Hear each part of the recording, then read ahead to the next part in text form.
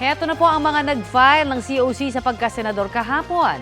Sina Epifanio Perez, Mar Valbuena, Freddy Maiquez, Leo Cadion, Salipada Amir Hussein, Allen Capuyan, Artemio Maquiso, at Jacinto Bonayog. Nagdahain din po ng COC pero hindi na humarap sa media sina Geter Malinaw, Joel Apolinario, Alice Humalon, Eulogio Partosa Jr., Jose Abelardo Tam, Oscar Onghoko at Agapito Casipo.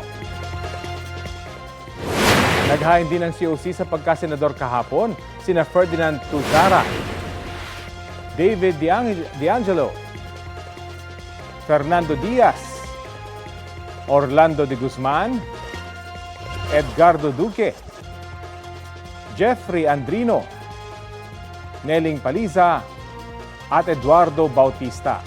Ayon sa COMELEC, sa pamamagitan ng mga kinatawan nilang naghain ng COC si dating Defense Secretary Delfin Lorenzana at si Attorney Raul Lambino. 50 naman ang nadagdag sa mga party list na nagsumite ng kanilang Certificate of Nomination at Certificate of Acceptance of Nomination.